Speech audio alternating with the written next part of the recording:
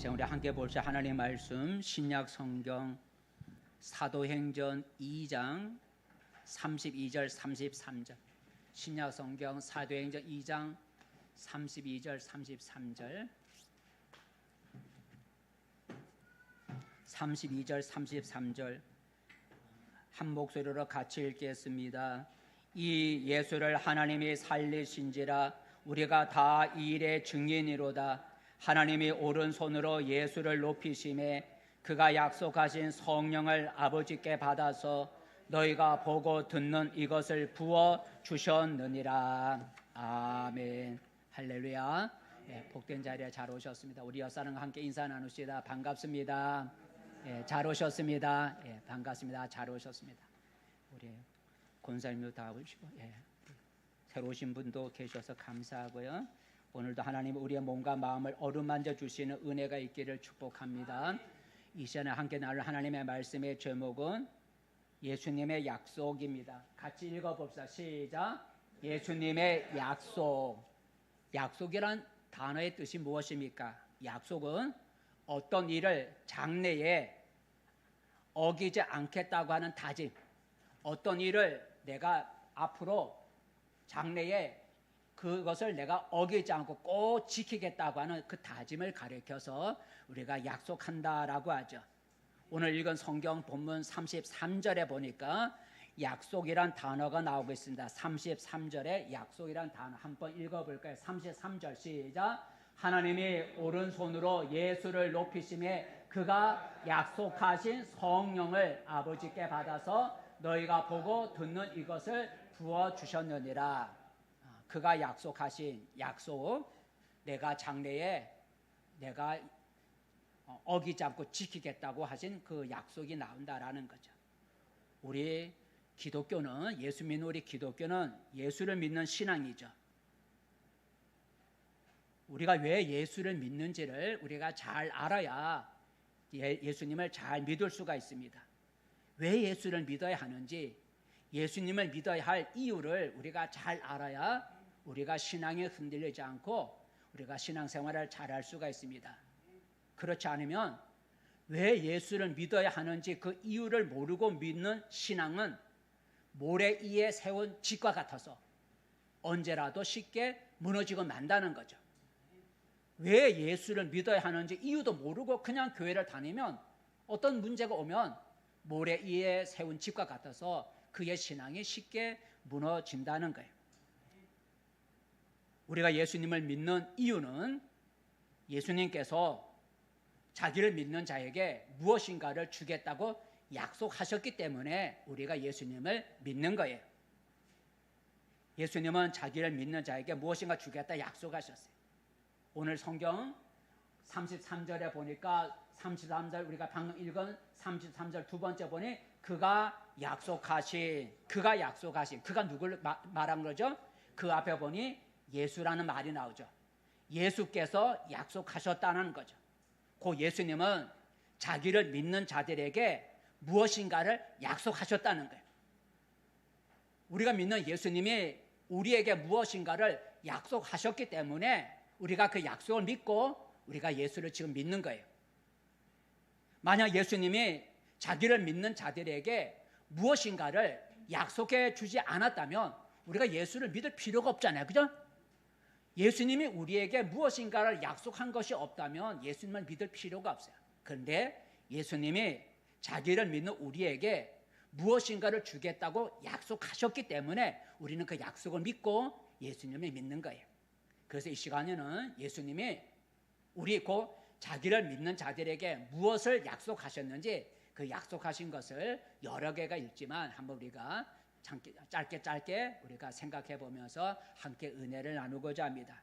예수님은 우리에게 무엇을 약속하셨을까? 첫 번째 읽어봅시다. 시작. 기도 응답을 약속하셨습니다. 기도는 우리가 하나님께 구하고 예수의 이름으로 구하는 것, 우리가 하나님께 구하고 예수님께 구하는 걸 우리가 기도라 그러죠. 예수님은 자기 이름으로 자기 일을 힘입어서 하나님께 기도하면 응답해 주겠다고 약속하셨어요. 예수님은 자기 이름을 힘입어서 또 자기의 이름을 가지고 하나님께 구하면 응답해 주겠다고 약속하셨어요. 한번 읽어볼까요?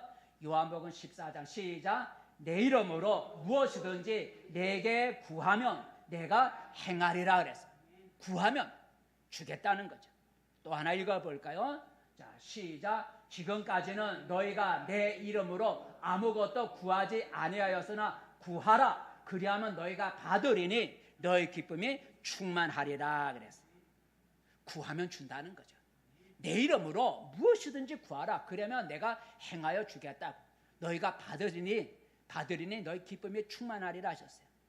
여러분, 이 세상에 자기 이름으로 구하면은 응답해 주겠다는 사람은 아무도 없어요. 그죠? 내 이름으로 구해봐 내가 주겠다고 약속하는 사람은 이 세상에 아무도 없어요. 불교의 석가모니도 그런 약속을 하지 않았고, 유교의 공자도 내 이름으로 구해봐 내가 주겠다고 약속하지도 않았어요. 근데 오늘 예수님은 그런 약속을 하신 거예요. 무슨 약속이요? 내 이름으로 구하면 주겠다는 약속을 하셨어요. 더구나 약속한 사람이 죽어버리면 그 사람의 약속은 아무 효력이 없어요. 그죠? 약속한 사람이 죽어버리면 그 사람이 약속한 거 다 무효가 돼. 그 후로는. 하지만 예수님이 하신 약속은 달라요. 예수님은 죽으셨지만 그분은 세세토록 살아계신 분이기 때문에 내 이름으로 구하면 응답해 주리라는 약속은 항상 유효하다는 거죠. 예수님은 자기는 죽었다가 지금 살아있다 그랬어요. 한번 읽어보겠습니다. 요한계시록 시작. 두려워하지 말라. 나는 처음이요 마지막이니 곧 살아있는 자라. 내가 전에 죽었었노라. 볼지어다 이제 세세토록 살아있어. 사망과 음부의 열쇠를 가졌노니. 내가 전에 죽었었지만 이제는 세세토록 영원토록 내가 살아있다라고 말씀. 그러니 그분이 약속하신 약속도 변함이 없다는 거죠. 예수님이 죽으셔서 공자처럼 또 석가모니처럼 죽어 없어진다면 그가 약속한 거 있다 하더라도 약속은 아무 의미가 없지만, 예수님은 죽으셔서나 영원토록 지금도 살아 계시기 때문에 그분이 약속한 것은 항상 유효한데, 그분이 오늘 우리에게 약속한 것은 내 이름으로 구하면 기도하면 주겠다고 약속하셨어요. 그래서 지금도 예수님의 이름으로 기도해서 응답받는 사람이 많이 있다는 거죠. 그러므로 여러분, 이처럼 기도하면 응답해 주리라고 약속하셨으니 우리가 예수님을 믿어야 하지 않겠느냐는 거죠. 그분의 이름으로 구하면 주신다고 약속했으니 우리가 그 예수를 믿어야 한다는 거죠. 두 번째로 예수님이 우리에게 무엇을 약속하셨을까? 두 번째 약속 한번 읽어봅시다. 시작. 죄 사함을 약속하셨습니다. 죄 사함, 죄를 사해 준다는 것인데, 죄 사함은 내가 지은 죄를 용서하셔서 없애준다는 거예요.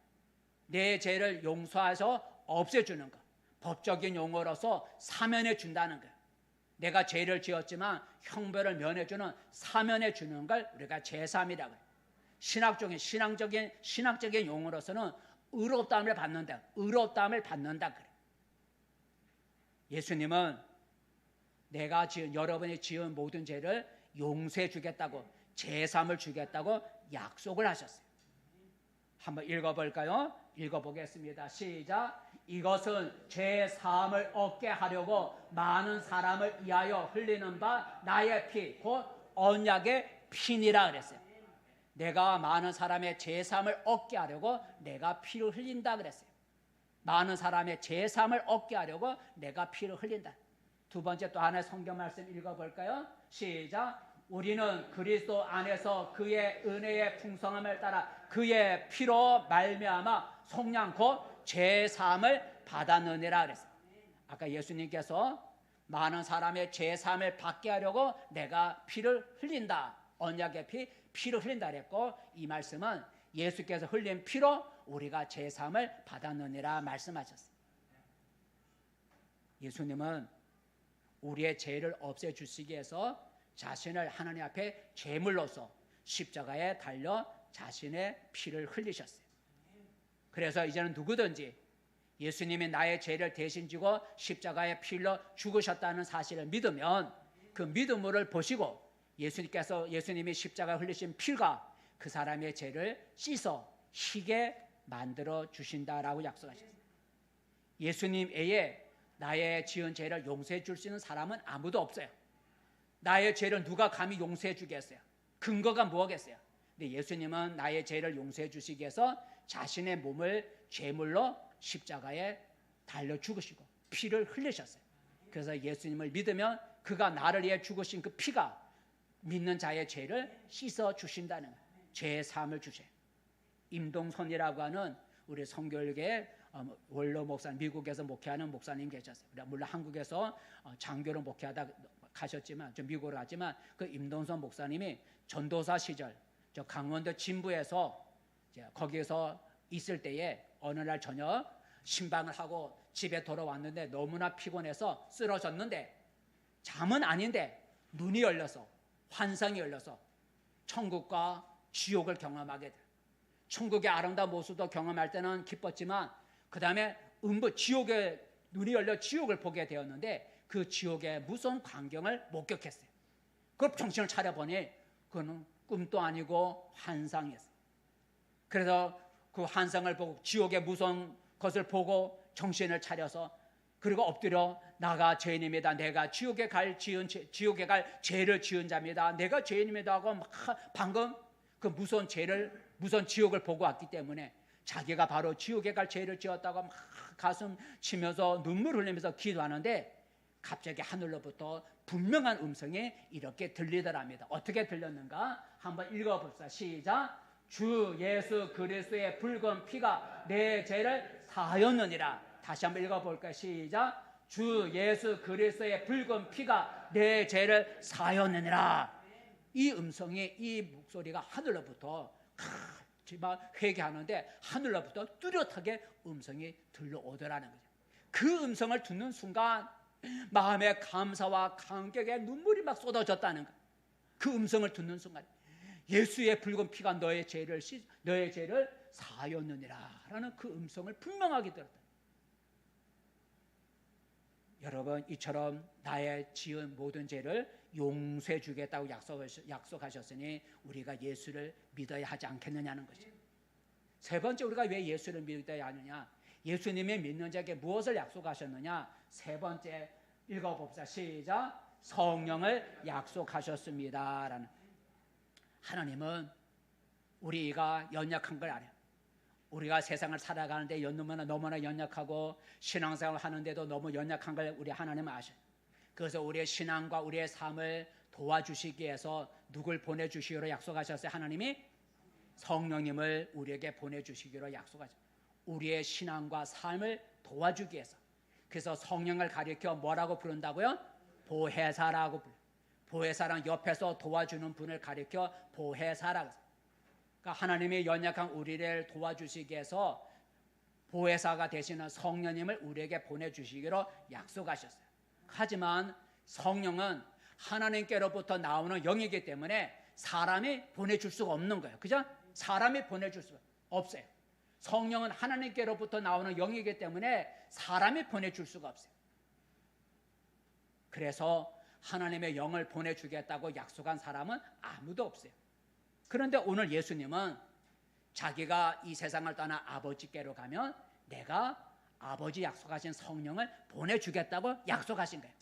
내가 세상을 떠나 아버지께로 가면 아버지가 약속하신 것을 내가 너에게 보내주겠다고 예수님이 약속하셨어요. 성령을 보내주겠다고 약속하셨어요. 한번 읽어볼까요? 자, 요한복음 15장 시작. 내가 아버지께로부터 너희에게 보혜사 곧 아버지께로부터 나오시는 진리의 성령이 오실 때에 그가 나를 증언하실 것이요.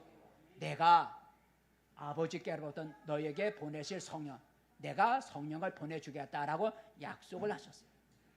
그래서 오늘 읽은 성경 오늘 본문에도 예수님이 약속하신 성령을, 아버지 약속하신 성령을 보내주기로 약속하셨는데 그것이 이루어졌다고 말하고 있는데 오늘 본문 한번 읽어보겠습니다. 시작. 이 예수를 하나님이 살리신지라 우리가 다 이의 증인으로다. 하나님이 오른손으로 예수를 높이심에 그가 약속하신 성령을 아버지께 받아서 너희가 보고 듣는 이것을 부어 주셨느니라.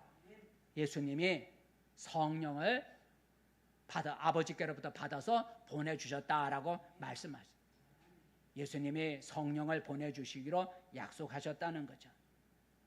그래서 성령에 보니까 예수님이 보내주기로 약속하신 성령이 임하신 사건이 있죠. 그걸 우리가 오순절 사건이라고 그래요. 예수님이 세상을 떠난 이후에 예수님이 약속하신 성령을 받기 위해서 제자들이 흩어지지 아니하고 한 다락방에 모여서 또 한 가정에 모여서 기도하기를 시작했어요. 기도한 지 성령을 약속하지 성령을 받기 위해서 모여서 기도한 지 얼마 며칠이 지나지 않아서 성령이 그 기도하는 제자들에게 성령이 임한 사건이 있어요.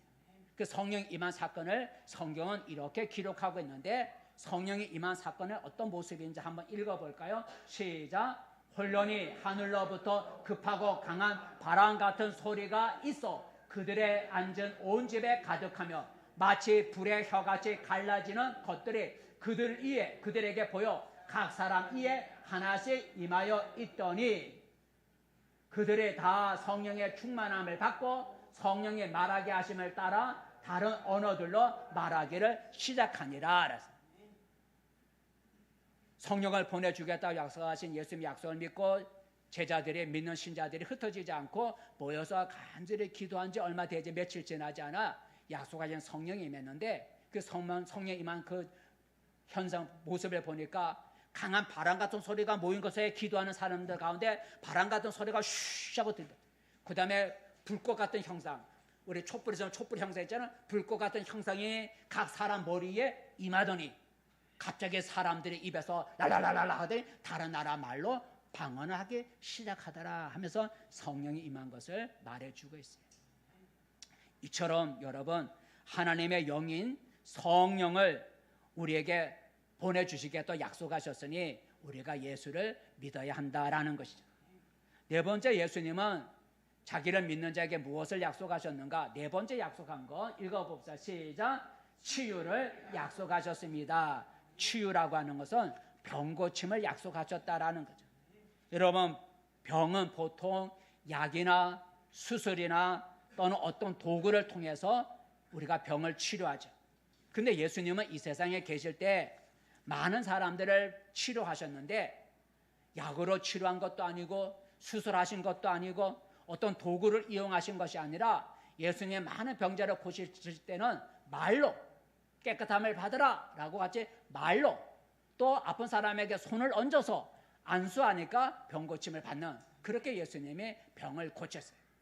그리고 귀신도 어떤 사람 귀신 쫓아낸다고 막 때려갖고 그래 소리를 지르고 해서 뭐 귀신을 쫓아낸다지 쫓아나가는 것도 아니지만 예수님은 귀신을 쫓아낼 때도 꾸짖어지니까 말로 귀신을 꾸짖으니까 귀신들이 나갔다 그랬어요. 예수님은 이 땅에 계실 때 많은 병자를 고칠 때 약으로 수술이 아니라 말로 또 안수함으로 병자를 고쳤는데 한번 읽어볼까요? 하나 예를 읽어볼까요? 자, 마태복음의 누가복음의 말씀 누가복음 4장 말씀 시작. 누가복음 39절부터 시작. 예수께서 가까이 서서 열병을 꾸짖으신데 병이 떠나고 여자가 곧 일어나 그들에게 수종드니라. 해질 무렵에 사람들이 온갖 병자들을 데리고 나오매 예수께서 일일이 그의 손을 얹으사 고치시니 여러 사람에게서 귀신들이 나가며 소리질러 이르되 당신은 하나님의 아들이니다. 예수님이 병자를 고칠 때 병을 꾸짖으니까 떠나가라고 꾸짖으니까 떠나가기도 하고 손을 얹어 기도하니까 병이 낫기도 하고 귀신들을 꾸짖으니까 귀신들이 떠나갔다 그랬어요. 근데 예수님은 자기만 병을 고친 게 아니라 자기를 믿는 자들도 자기처럼 병을 고칠 것이라 약속하셨어요. 자기를 믿는 자들도 자기처럼 병을 고칠 것이라 약속하셨어요. 한번 읽어볼까요? 마가복음 16장 시작. 그들이 내 이름으로 귀신을 쫓아내며 병든 사람에게 손을 얹은 즉 나으리라 하시더라. 예수님만 병 고친 게 아니라 예수님을 믿는 사람도 예수님처럼 병을 고칠 것이라 라고 약속하셨어요. 그래서 이 약속대로 지금도 예수의 이름을 가지고 꾸짖고 명령하고 안수하고 기도하면 병 고침 받는 역사가 지금도 많이 일어나고 있어요. 하나 예만 읽어볼까요? 사도행전 9장 말씀 시작. 거기서 에니아라 하는 사람을 만나매 그는 중풍병으로 침상 위에 누운 지 8회라. 베드로가 이르되 에니아야 예수 그리스도께서 너를 낫게 하시니 일어나 내 자리를 정돈하라 한데 곧 일어나니 루다와 사론에 사는 사람들이 다 그를 보고 주께로 돌아오니라. 에니아라고 하는 중풍병에 걸려 8년 동안 침상에 누워있는 자가 있는데 베드로가 가서 말하기를 예수께서 너를 고치시니까 일어나 자리를 정돈하라 말을 하니까 8년 동안 누워있던 에니아가 그 자리에서 벌떡 일어나 자리를 정돈했다는 거예요. 그걸 보고 주변에 있는 사람들이 예수님께로 많이 돌아왔다라고 말합니다. 이처럼 우리가 예수를 믿으면 병 고침을 받으리라고 약속하셨기 때문에 우리가 예수를 믿어야 하지 않겠느냐는 거죠. 다섯 번째 예수님이 믿는 자에게 약속하신 것이 있는데 무엇을 약속하셨는가? 읽어봅시다. 시작. 평안을 약속하셨다라는. 여러분 우리는 살아가면서 마음이 불안하고 또 두려울 때가 많습니다. 나의 불안과 두려움을 몰아내주고 평안을 줄 수 있는 사람은 없습니다. 돈으로 불안과 두려움을 쫓아낼 수가 없고 무당이나 점쟁이가 우리에게 평안을 줄 수가 없어요. 그래서 사람들은 술이나 정신적인 약으로 평안을 누려보려고 해요. 근데 오늘 예수님은 그런 것이 아니라 그냥 예수님은 자기를 믿는 자에게 평안을 주겠다. 우리 마음의 불안과 두려움을 몰아내고 평안함을 주겠다고 약속하셨어요. 한번 읽어볼까요? 요한복음 시작. 평안을 너희에게 끼치노니 곧 나의 평안을 너희에게 주노라. 내가 너희에게 주는 것은 세상에 주는 것과 같이 아니하니라. 너희는 마음에 근심하지도 말고 두려워하지도 말라. 마음에 근심하거나 두려워하거나 불안하지 말라. 내가 너에게 뭘 준다고요? 나의 평안을 주겠다는. 나의 평안을 너에게 줄 테니까 두려워하지 말라 그랬어요. 나의 평안이란 어떤 평안이요? 예수님의 평안이. 예수님은 어떤 평안을 누리시는가요? 그분은 성경에 보니까 그분은 거친 풍랑 가운데서도 잠을 잘 수 있는 평안이에요. 거친 풍랑이 되어 죽게 된 그런 환경 속에서도 예수님은 곤히 잠을 주무실 수 있는 그런 평안. 그게 예수님의 평안. 거친 풍랑 속에서도 마음이 요동치 아니하고 잠을 잘 수 있는 그런 평안을 내가 너에게 줄 터이니 너는 두려워하지 말라라고 말씀하셨어요. 그래서 불안과 두려움에 사로잡혀 살던 사람이 예수님께 나와 예수를 믿음으로 말미암아 마음의 평안함을 누리는 사람들이 참 많다는 거죠. 그 평안은 자기가 만들어낸 것이 아니라 예수께서 주시는 평안이다라는 거죠. 예수님은 자기를 믿는 자의 마음속에 두려움과 불안의 어둠을 몰아내시고 평안의 빛을 그 심령 속에 비춰주는 거예요. 예수님이 믿는 자의 마음속에 있는 불안과 두려움의 불안과 두려움의 어둠을 몰아내시고 그리고 평강의 빛을 그 마음속에 비춰주셔서 참 평안함을 주신다는 거예요. 이처럼 세상에 줄 수 없는 평안을 주시겠다고 약속하셨으니 우리가 예수를 믿어야 한다라는 거죠. 그럼 예수님은 믿는 자에게 무엇을 약속하셨을까? 여섯 번째 시작. 보상을 약속하셨다. 상을 약속하셨다는. 예수님은 자기를 믿고 따르기 위해서 희생하고 헌신하는 자에게 보상을 갚아주겠다. 보상을 약속하셨어요. 예수를 믿고 우리가 그분을 섬기고 살아가려면 헌신하려고 보면 많은 우리가 희생해야 돼. 거기에 대해서 보상해 준다는 거죠. 한번 읽어볼까요? 마태복음 말씀 한번 읽어보겠습니다. 시작. 내 이름을 위하여 집이나 형제나 자매나 부모나 자식이나 존토를 버린 자마다 여러 배를 받고 또 영생을 상속하리라 그랬어요. 나를 위하여, 나 때문에 너희가 여러 가지 희생하고 헌신하게 된다면 내가 이 땅에서 현세에서 여러 배로 갚아주고 내세에서 영생의 영생으로 보상해 주겠다고 약속하셨어요. 하나 더 읽어볼까요? 마태복음 말씀 보상해 준다는 거죠. 시작. 나로 말미암아 너희를 욕하고 박해하고 거짓으로 너희를 거슬려 모든 악한 말을 할 때는 너희에게 복이 있나니 기뻐하고 즐거워하라. 하늘에서 너희의 상이 큼이라. 내가 예수 믿는 것 때문에 핍박을 받고 욕을 먹고 그럴 때 기뻐하라. 하늘의 상이 크다라고 보상해 주겠다고 약속하셨어요. 그래서 예수님을 우리가 정말로 잘 믿으면 이 땅에서도 복을 받아요. 그래서 가난한 사람도 이 땅에서 예수를 잘 믿으면요 복을 받아요. 땅에서 여러 배를 준다 그랬기 때문에 예수를 이 땅에서 예수를 정말로 잘 믿고 내가 예수 때문에 희생도 하고 헌신도 하고 욕도 먹고 이러면 예수님이 이 땅에서도 여러 배로 하나님이 갚아주셔서 부자는 아니더라도 이 땅에서 우리가 여러 가지로 복을 받을 수 있도록 주님이 축복해 줘요.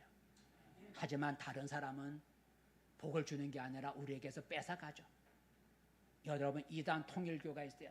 그 통일교는 이름을 바꿔서 세계 평화 통일 가정협회, 가정연합, 세계 평화 통일 가정협회 이렇게 이름이 긴 옛날에 통일교라는 그런 이단이 있어요.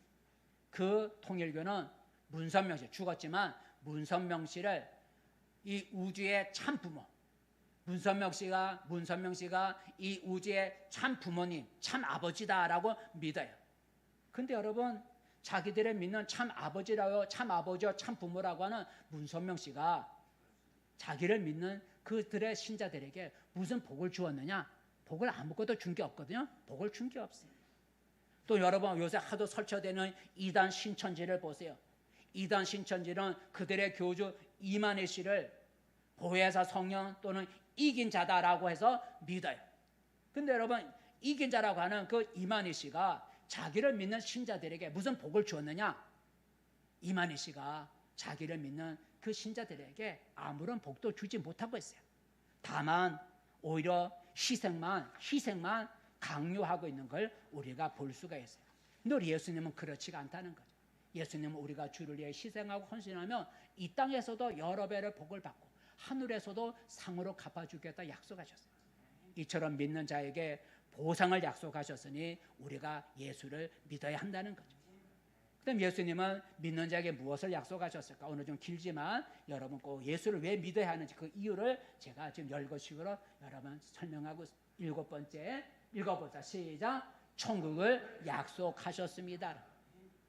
천국은 이 우주 만물을 창조하신 하나님이 계시고 우리를 구원하신 예수님이 계시고 또 하나님을 섬기는 수많은 천사들이 있는, 그리고 물론 구원받은 백성도 있지만 천사들이 또 있는 그 나라가 바로 천국이에요. 천국은 육신의 눈으로 볼 수 없지만 존재하는 영적인 세계가 천국이다라는 거죠. 영적인 세계. 거기에 있는 모든 것들은 다 영이기 때문에 영적인 세계. 천국의 특징은 빛과 영생이라 그러죠. 천국의 특징은 어둠이 없는 빛, 그리고 영원히 사는 영생의 나라가 바로 천국의 특징이에요. 천국은 어둠이 없는 빛의 세계요, 죽음이 없는 영생의 세계가 바로 천국이다라는 거죠. 한번 이 천국을 환상 중에 본 요한의 얘기를 한번 들어볼까요? 자, 요한계시록 시작. 내가 곧 성령에 감동되었더니 보라, 하늘에 보좌를 베풀었고 그 보좌 위에 앉으신 이가 있는데 또 보좌에 둘러 24 보좌들이 있고 그 보좌들 위에 24 장로들이 흰 옷을 입고 머리에 금관을 쓰고 앉았더라. 또 넘어가서 천사가 있는데 시작. 내가 또 보고 들으매 보좌와 생물들과 장로들을 둘러서 많은 천사의 음성이 있으니 그 수가 만만이요 천천이라. 하나님의 보좌에 앉으신 이가 있고 그 다음에 어제 24장로들이 있고 어린 양 나중에 어린 양 예수도 있고 그리고 수만인 천사들도 있다라는 이런 곳에 바로 천국이다라는 거예요. 여러분 이 세상에 존재하지 않는 그 영적인 세계에 누가 천국에 들어갈 수가 있겠어요? 아무도 자기 힘으로 들어갈 수가 없어요. 왜요? 그 천국은 영의 세계이기 때문에 아무도 자기 힘으로 들어갈 수가 없어요. 그런데 예수님은 그 천국에 자기를 믿는 자는 천국에 들어갈 것이라고 약속하셨다는 거죠.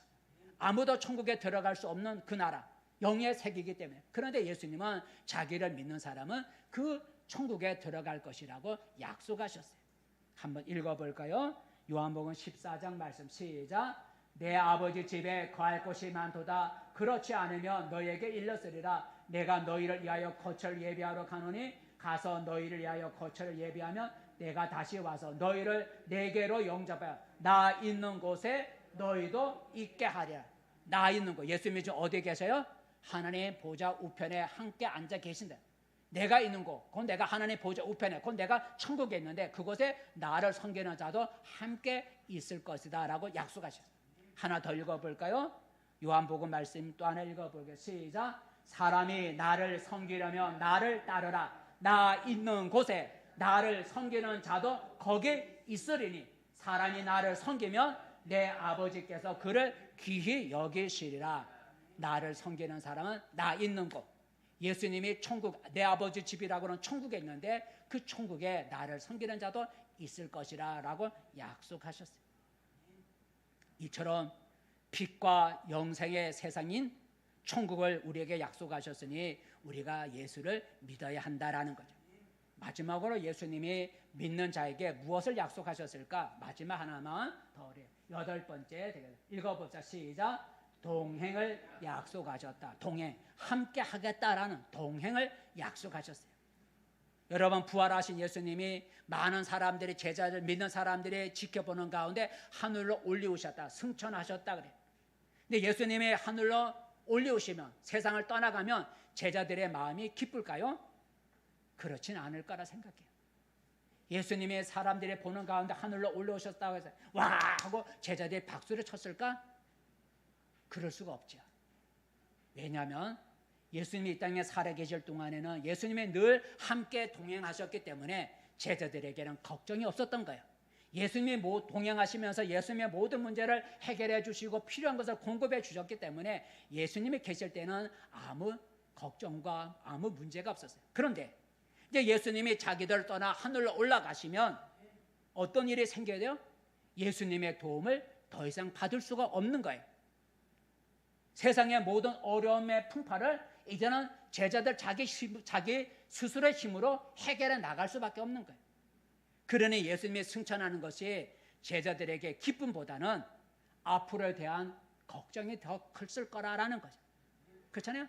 예수님이 하늘로 올라가시면 더 이상 자기들과 동행하지 않을 것이니, 그렇다면 이 험한 세상을 살아갈 때 이제는 예수님의 도움을 받을 수가 없고 이제는 자기가 싸워 나가야 되니까 예수님의 하늘로 올라가는 승천이 결코 기쁜 일만은 아니다라는 거죠.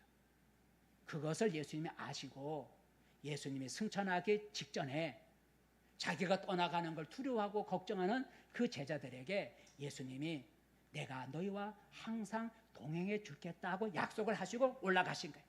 한번 읽어볼까요? 마태복음 28장 말씀 시작. 볼지어다 내가 세상 끝날까지 너희와 항상 함께 있으리라 하시니라. 왜 이 말씀을 하셨을까?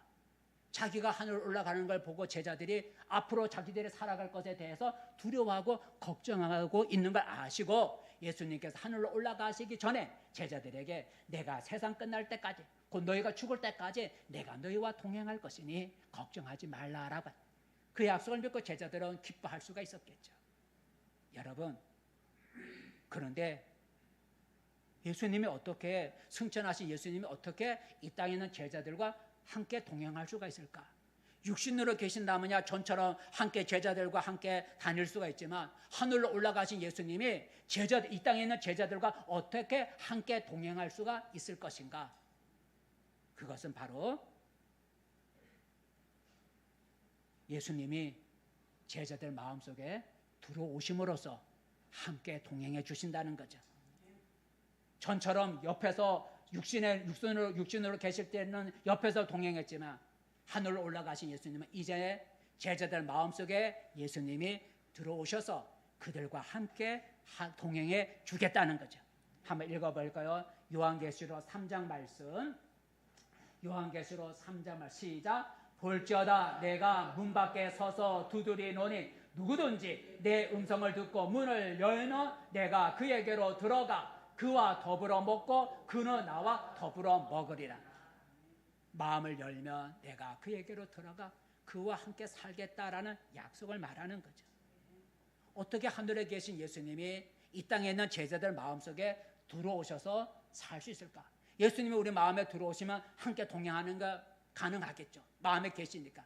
근데 어떻게 하늘에 계신 예수님이 이 땅에 있는 제자들 마음속에 마음을 열며 들어온다는데 어떻게 들어올 수 있을까?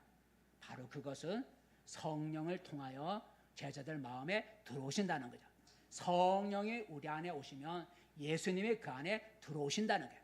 육신으로 들어오는 게 아니라 예수님이 성령을 보내주시기로 약속하셨는데 성령이 제자들 마음속에 들어오시면 그 성령님을 통해서 예수님이 함께 그 사람 속에 임재하신다는 거예요.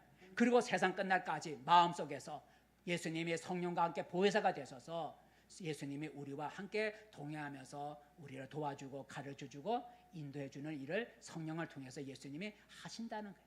성령이 임재하는 게 곧 예수님이 임재하는 것이고 그렇게 함으로 세상 끝날까지 동행해 주겠다라고 하면서 두려워하지 말라고 말씀하신 거죠. 여러분 어둡고 힘든 이 세상을 힘 있는 사람 누군가가 나와 동행한다면 그게 큰 위로가 되고 힘이 되겠죠.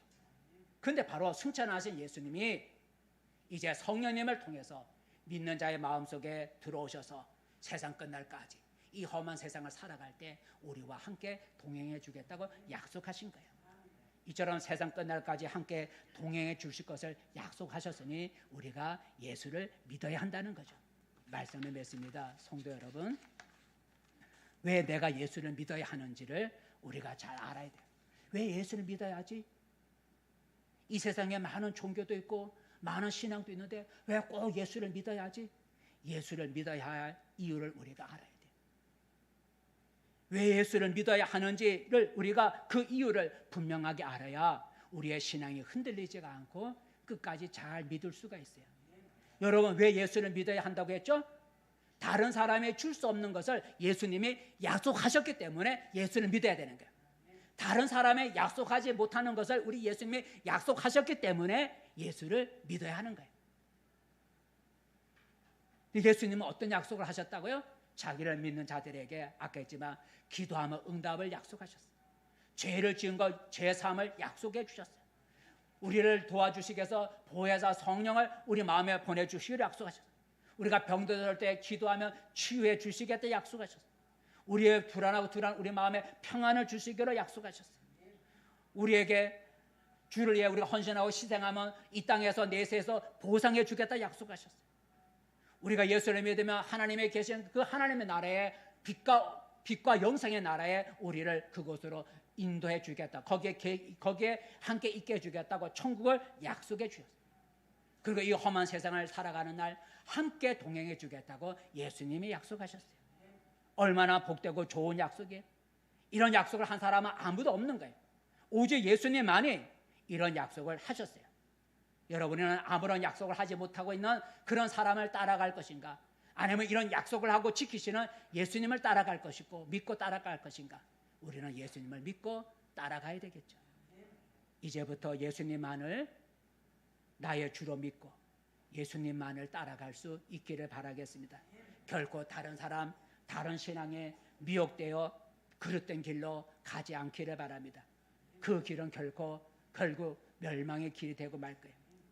예수님을 믿고 따르면 예수님의 약속하신 여러 가지 아까 말한 8가지의 그 은혜를 이 땅에서도 우리가 맛볼 수가 있는 거예요. 예수님이 약속하신 것이 무엇인지 우리가 알았으니 여러분 이제는 흔들림이 없는 신앙생활을 할 수 있기를 바랍니다. 억지나 강요에 의해서 신앙생활을 하는 것이 아니라 주님이 약속하신 그 약속을 바라보고 즐거움으로 기쁨으로 신앙생활을 할 수 있기를 바랍니다. 그리고 예수님의 약속을 모르는 사람들에게 예수님이 믿는 자에게 주시기로 약속한 약속이 무엇인지를 다른 사람에게 전하면서 살아가는 우리 모두가 되시기를 축복합니다. 기도하겠습니다. 은혜로우신 하나님, 우리가 예수를 믿습니다. 왜 예수를 믿어야 하는지, 예수를 믿어야 할 이유를 오늘 우리가 생각해 보았습니다. 예수님은 아무도 약속하지 못한 것을 주겠다고 약속하셨습니다.